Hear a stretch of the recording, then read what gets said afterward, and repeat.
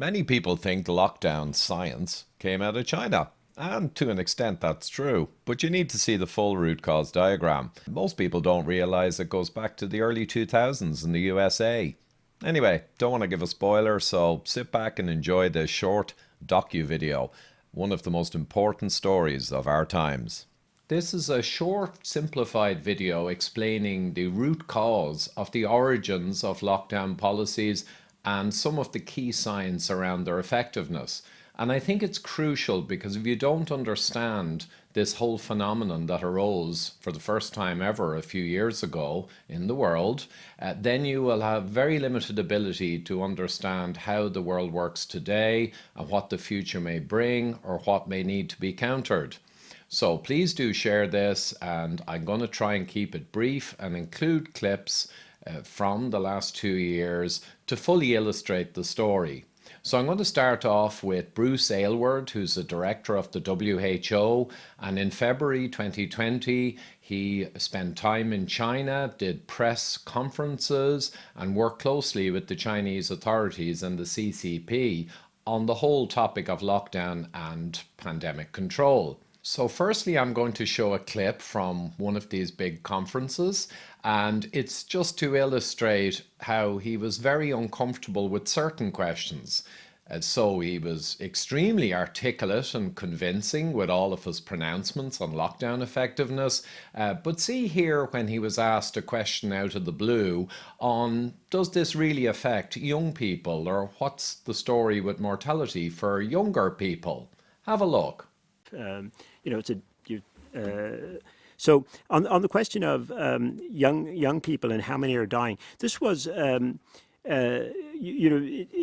it's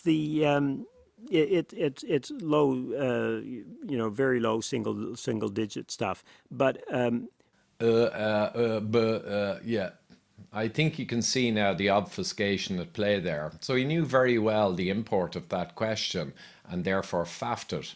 But the reality is, and I'm showing on the screen now, Ireland figures, which are excellent figures from the Central Statistics Office, and you can see here that the risk for younger people down the bottom left was astonishingly low. And I'm also showing reference figures from the Netherlands, and pretty much the same story.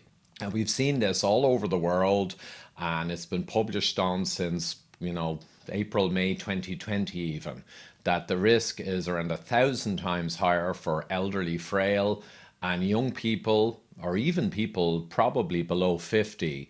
The risk is the same or lower than a bad flu.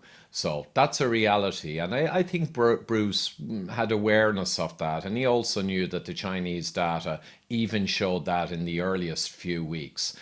So very interesting. But now let's get on to where he's much more convincing and much more authoritative and much more clear on what the world needs to do.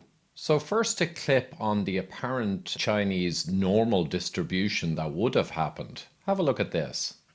what would happen with an exponential growth is it would go up and up and up like that, and then you would see a normal distribution and it would come down like that. That's a normal, you've seen these normal distributions, right? That's what would happen if it runs through a community. Excuse me? Gotta fact check this. We know now, and we even knew back then, that the Gompertz distribution was the expected pattern, and we saw it in no lockdown Sweden, and we even saw it in the Spanish flu of 1918, and all over the Western world afterwards. That's simply the way, which has been described earlier, that viral waves generally transpire. So fact check false there. Now let's look at his astonishing claim based on one associational graph that China had actually done something, achieved something. But when you start doing all of this, which are the interventions, then you can, ideally try and change the shape of that. And that's what China has actually done. Excuse me? You've looked at one associational set of data, which has almost no scientific strength whatsoever, and you've made a direct claim that that was achieved. Fallacy is not a strong enough word for that kind of thing. Let's see him do it again. These are the data for all of China, right? So going up fast, fast, fast like that, up, abrupt plateau, and then this skewing as it goes down, rather than up like that, a bell curve, and down out like this. And what's striking is how far down they've gotten it. Up, up, up. Oh, this is just incredible. But this actually happened, as you can see, in February 2020 in China with the WHO top envoy, Bruce Aylward, saying they did this. Astonishing, right? Let's look at another of his outlandish claims. It's hundreds of thousands of people in China did not get COVID-19 because of this aggressive response. Saved hundreds of thousands because of this aggressive response. There is no basis whatsoever to make that claim. It's actually absurd to make that claim. And also, as Professor Levitt, Michael Levitt, Nobel Prize winner, pointed out from his analysis in February 2020, right, he was in China, huge amounts of people had left before the lockdown hit and went outside the area, Fubai, and they were all over. And we know now from 2 years that it's an aerosol, ubiquitous spreading, right, pathogen. So that fact alone, that all these people had left, and yet Bruce claims that other areas of China were shielded, makes his pronouncements utterly absurd. But let's just go and see what he now does. And this is the killer piece. What does he tell the world that they must do? Can this bring this down? And it can. What China has demonstrated is you have to do this. Wow, that is just astonishing, given the paucity of data, the associational nature, and the fact that you're being fed all this from, let's be honest, China CCP. Come on, how naive can you be, right? But let's just look at it again. It's that good. What China has demonstrated is you have to do this. So there is a crucial node in the root cause diagram of how lockdown policies actually afflicted the world and caused enormous damage across the West and continue to do so. So I'm going to show now the root cause diagram, and we're going to fill in the gaps with other data from other investigative reporters over the past couple of years. So I've been over 30 years in corporate leadership positions in problem solving and root cause analysis, so it shouldn't be too difficult. Here we go. First, we'll acknowledge, and it's in the mainstream press and in the Telegraph and elsewhere recently, about the craziness of the lockdown policies. So we do acknowledge this is a descent into anti-science in the West. And also I'm going to link below a white paper which gathers together around 20 of the best published papers proving essentially that lockdown was highly ineffective. But there are scores more, but that paper is important, so please do read it in the link below. So we've just seen that Bruce Aylward, the senior WHO director in China with the Chinese guys, and the WHO obviously drove what the West had to do. That was the edict, the instruction. China did this, it worked. We're going to have to do it too in the West. So that's in the middle of the root cause diagram. The next major downstream node coming out of that was when Italy lost the plot. So there were elderly, frail deaths in the north of Italy, not in the south, and Italy basically kind of waved its hands and went crazy. And it was published, I think, in the New York Times that there was a massive Twitter bot campaign coming out of China fueling the Italian response. But in any case, they were the first domino that fell. Then Professor Neil Ferguson of Imperial College, which has taken hundreds of millions of dollars, it's on the record, in foundation grants and funding from generally pharma-oriented organizations, came up with this modeling which showed really dramatic deaths, which proved to be vastly overestimated for the UK. And another organisation also affiliated with pharma-oriented organisations in the US did a similar modelling for the USA. And that's when things really got crazy, when this modelling was taken on board. And I'll just show on the screen now what actually happened in no lockdown, kids in school, no masks, Sweden, versus what this kind of modelling was suggesting would happen. So it was clearly crazy. But it really was the big thing then, the proximate cause of the world essentially going into a whirlwind of anti-science over the next couple of years. And once it set itself on that path, it was really, really difficult to get off because a huge number of interested parties jumped on board: foundations, international organizations, academics, politicians. The whole thing went utterly out of control. So the really important thing though is, because we do know this latter part of the root cause diagram pretty well now, is what's upstream. So, of course, the China CCP and China in general drove all the data and the kind of culturing of the WHO there, and Bruce Aylward supposedly showing that lockdown worked. So that's really important. But what's upstream of that that goes back to Western influences? Again, China is showing there in the red colour. That's very important note, as we've seen. But what's upstream in a Western sense driving this madness? Well, a powerful organization, the Coalition for Epidemic Preparedness Innovations, CEPI, which was set up in 2017 in the West. And here we go to the investigative reporting from the Conservative Woman in the UK. And they've done excellent articles over the last 2 years. And I'm going to run through their investigation now and give you a feel for it. And of course, include the link down below. So here it is, and I highly recommend you read it. It's linked down below, but I'll go through the key points. So the CEPI I mentioned set up in 17, but it then goes through the whole start of SARS in around January 2020, and it gets on to the Wuhan scenario being discussed in January 23rd. Again, World Economic Forum, Davos, where CEPI had been founded 3 years earlier by the usual foundation and the usual pharmaceutical-related organizations. But in any case, they were discussing this and they were very interested. And appearing in front of 30 reporters there were Sir Jeremy Farrar, kind of notorious, director of Wellcome Trust and board member of CEPI, Richard Hatchett, chief executive, and Stefan Bancel, chief executive of Moderna, no less. Right. A Chinese reporter asked the panel if there was any historical precedent for lockdown.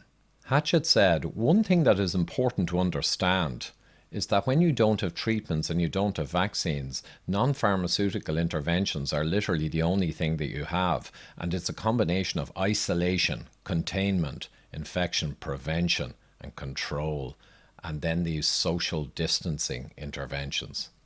And he claimed there is historical precedent for their use. We looked intensively and did an historical analysis of the use of non-pharmaceutical interventions, the infamous NPIs, in US cities in 1918. By the way, I've gone through that data, it was junk. And what we found was that cities that introduced multiple interventions early in an epidemic had much better outcomes. The challenge is that it's very difficult to sustain these, as they have enormous cost and enormous anxiety amongst the population. Well, that's the tip of the iceberg. It was astronomical cost and damage that these things eventually caused. But the we that Hatchett was referring to is the US Department of Homeland Security, where as an official he had helped develop the US Pandemic Preparedness Plan in 2005 and 2006 during the H5N1 avian influenza outbreak, which Farrar had discovered in Vietnam. Getting the pattern here? At that time, we looked at how could you have these interventions implemented in a way that maximized their benefit, supposed benefit, and minimize the cost, and we developed an approach that we called community mitigation interventions. And CDC, the US Center for Disease Control and Prevention, published guidance on this several years ago. There is a literature which I would certainly encourage Chinese authorities to review, and certainly I would be happy to talk to them about that, although that's not my current job. There was no need to encourage the Chinese authorities to review the literature. CEPI already had a man in Beijing, Dr. George Gao, the director of China's CDC, but also a member of the CEPI Scientific Advisory Panel. The community mitigation approach the Chinese adopted in Wuhan was straight out of the 2006 US Homeland Security Pandemic Playbook. Wow, like Farrar, completed his PhD at Oxford, did postdoc under Sir John Bell, controversial professor of medicine at Oxford, who held several extranumerary positions and multiple interests, not least as chair of the Global Health Scientific Advisory Board of Bill and Melinda Gates Foundation. Gow was also a member of the Event 201, which you may be familiar with, the extraordinary November 2019 simulation of a potential future coronavirus epidemic, brought in all the media, all the politicians, all the top players, and basically laid out a roadmap, which is kind of exactly what happened over COVID-19. World Economic Forum, Foundation, Johns Hopkins, yeah. And we see by January 17th, another CEPI scientific advisor, Dr. Christian Drosten. Yeah, the PCR guy. He was involved also. So you can kind of see the nest that's going on here outside the sunlight. And then we have details of the Assistant Director General of the WHO, Dr. Bruce Aylward. We went through him earlier. And the world was being encouraged to adopt what were now being called Chinese measures. Finally, and you should read the article yourself, linked down below, the Chinese government with its own big brother infrastructure, incredible, horrifying infrastructure, had its own reasons for going along with that. Of course, more power, more control, absolutely salivating for that opportunity. And of course, it was enormously in China's interest for the West to go down the U-bend with this kind of madness. So this is the key node in the root cause diagram that precedes China's actions, but there's another upstream, and that's the one we'll finish with. And that's going back to this 2005 US Homeland Security document and where that came from. And for that, we'll move to another investigative article more recently, which is also fascinating. And it will give us kind of the first major step in the root cause sequence that led to the West committing hara-kiri in the most unscientific way imaginable. And here's the article, again linked down below, that really goes through the root of the root in the West of how this whole catastrophic chain ensued.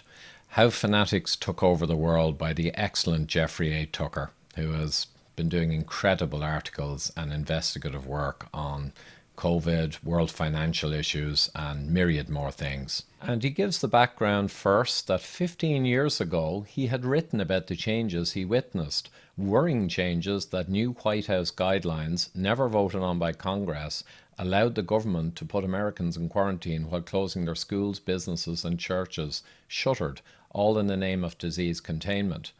Now, he never believed it would happen in real life. Surely there'd be a public revolt.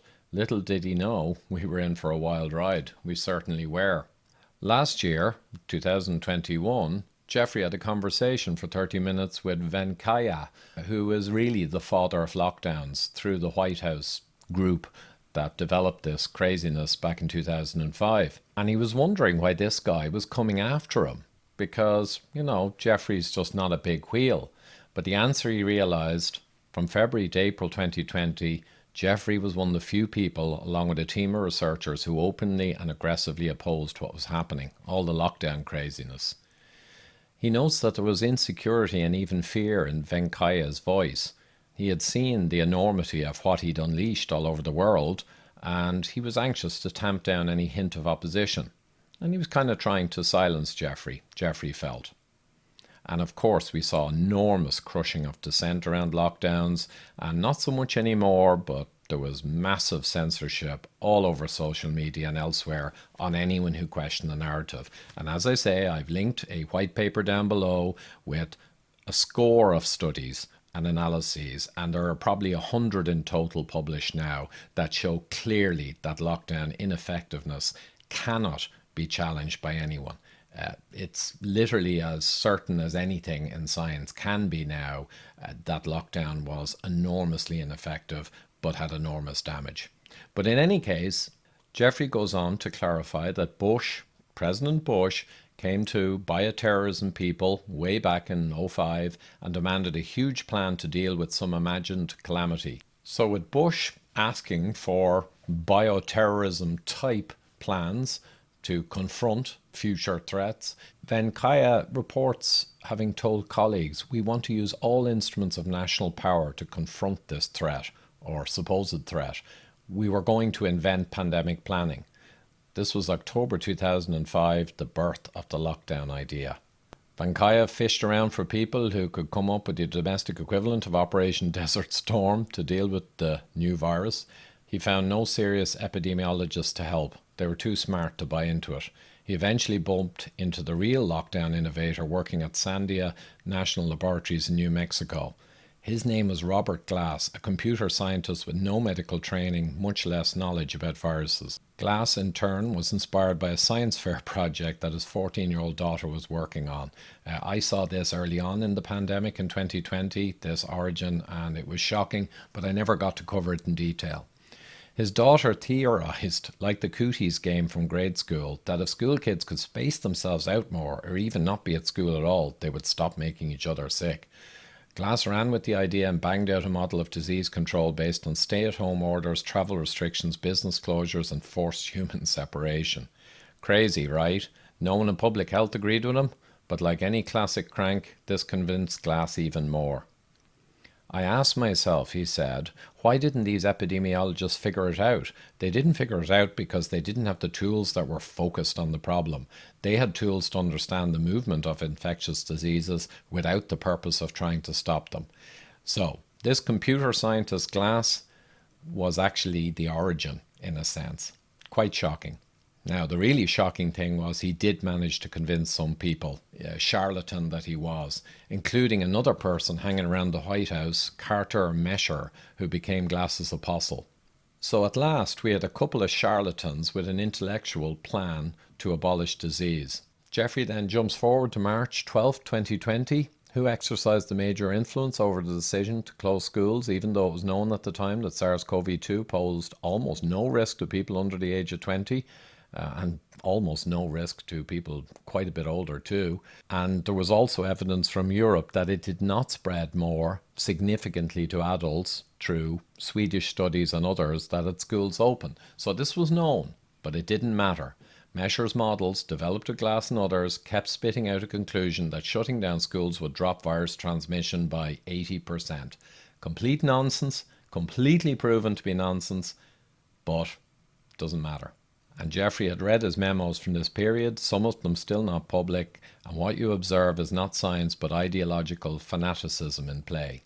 Three key elements: public fear, media, and expert acquiescence, and the baked-in reality that school closures have become part of pandemic planning for the better part of 15 years. Only no one really knew about it, and no one had voted on it. The lockdowners, over the course of 15 years, had worn out the opposition. Lavish funding, attrition of wisdom within public health, and ideological fanaticism prevailed. And finally, as with almost every revolution in history, a small minority of crazy people with a cause prevailed over the humane rationality of multitudes. GB Declaration, Heart Group, Pandata, all the scientists who tried to stop this craziness.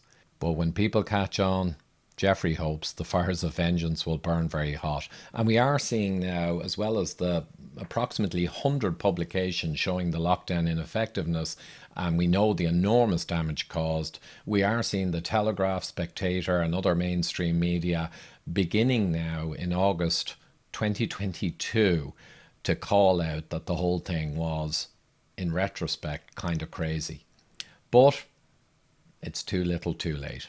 So I've linked this article down below as well. It's the other key article, and we'll go back now to the root cause diagram and give it one final flush through.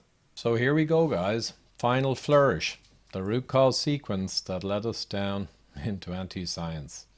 So we went through, Bruce there showed you all the clips, and the WHO, powerful influence, and many partners also engaged in that drove the world remorselessly, kind of as an edict, that we must use these lockdowns because China did it and it worked, supposedly. Downstream of that, it wasn't too surprising that Italy lost the plot when they had the northern Italy, very aged, frail, passing away sadly, and everything went kind of wacky. And it was published, even in mainstream at the time, that there were kind of bot farms out of China, all screeching about Italy and, you know, grandparents dying and they needed to lock down. So anyway, this was a hot mess and they lost it and put in these lockdowns. And the data clearly showed. I recorded interviews with risk managers who did the analysis in early April 2020. Clearly, the curve was collapsing before those lockdowns went into place, but that's been proven out all over the world. The next step downstream, of course, kind of on the back of Italy, Neil Ferguson of Imperial College admitted in December 2020 in the UK Times, big interview, he said, we didn't think we could do this stuff in the West, but then Italy did it and we realised we could actually do it. And that's pretty much his exact words. So their modelling then got foisted, a panic occurred, politicians panicked, everyone panicked, and they felt there would be enormous death if not for lockdowns being implemented. And that basically triggered the whole world to go down the U-bend, so to speak, because everyone was acting on fear and everyone was acting on the assumption that Ferguson was correct. But we showed you, Sweden proved, and myriad other articles since and analyses, that that was never the case. But anyway, we then moved upstream to the crucial node that the China CCP and China in general effectively created the data and created the graphs that were pushed on the WHO and Brucey and basically said they had a solution. But that was not the real story. It's in China's interest, of course, to drive this narrative that the West may go down the U-bend on. Of course, there's no question about that. And also it's massively in their interest to take on a lockdown authoritarian type approach simply for people control, surveillance and further grip of iron on their people. Since Tiananmen Square, you can never take any chances, right? But the key thing is that China were influenced and worked with, essentially, CEPI, this organization. And we went through the details there from the Conservative Woman investigative reporting article. So you saw all of that. But of course, the first step, most distal, not proximate to the lockdown, but it was the earliest one. 2005, approximately, USA. We went through Jeffrey Tucker's investigative article there, and he actually interviewed some of the guys, as I detailed. And it was this whole thing, this small group in the White House and Bush's obsession that led to this lockdown concept becoming a part of an actual plan that was never voted on and was utterly in breach of the 2019 WHO guidelines, which I'll now show on the screen. And clear as day, there was no allowance or no provision for doing any of this stuff, and that was based on 40 years plus of Western science enshrined in the 2019 WHO guidelines. And there's a good summary of it here, and I've covered it many times before. So there's the root cause chain, and I think it's extremely important that people share and understand it. Hopefully I've given a kind of lucid summary of it and somewhat simplified. There are many other players who were involved in driving this forward, and the media, of course, were a massive catalyst and multiplier. But at the end of the day, this is how we made the biggest mistake ever in the history of public health by a huge margin. And we will feel the economic and health and mental health and myriad other impacts of this for many, many years to come. So this stuff takes time to put together. A big appreciation to Conservative Woman and Jeffrey Tucker and the Brownstone Institute and others. But at the end of the day, a huge appreciation to my Patreon and PayPal supporters who allow me to continue to do investigative work, pull together data, and help clarify in a non-censorable way, because always with references and published papers or studies, published articles, often in mainstream, and video clips that are undeniable, like I showed you today. So non-censorable content for sure, but very important content because it integrates all the data and even the geopolitics and the various influential bodies that are all part of this technical scenario that led us to this disaster. So mega thanks to the people who are supporting me and have over the past years, and the links are down below for anyone who can actually begin to do so. I'll continue to get out the material, the clarity, and if you have the means, any support is always appreciated.